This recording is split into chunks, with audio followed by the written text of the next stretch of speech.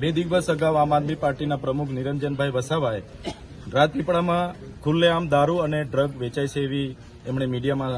Statement આપ્યું હતું, જેના કારણે બુટલેગરો ઉશ્કેરાઈ જઈને કેટલાક રાજકીય નેતાઓના ઇશારે એમણે આજે ભર બજારમાં નિરંજનભાઈની ગાડી રોકીને એમના પર જીવલેણ હુમલો કર્યો હતો અને એ હુમલામાં નિરંજનભાઈ જેમ કેમ બચી ગયા અને પોલીસ સ્ટેશને પહોંચીને એમણે ફરિયાદ નોંધાવી છે। ત્યારે આજે બુટલેગરોની જે દાદાગીરી છે અને ડ્રગ પેડલરોની જે દાદાગીરી છે કે એક જિલ્લા પ્રમુખ પણ આજે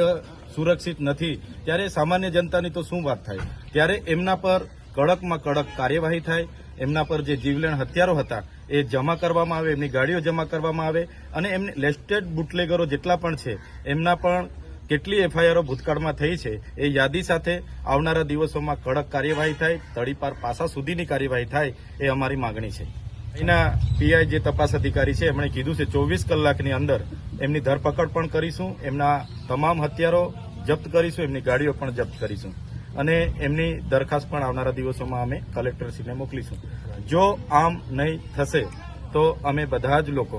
નિરંજનભાઈ એમના પરિવારની સુરક્ષા માટે રાજપીપળામાં ભેગા થઈશું, એસપી કચેરીએ જઈશું અને એસપી સાહેબને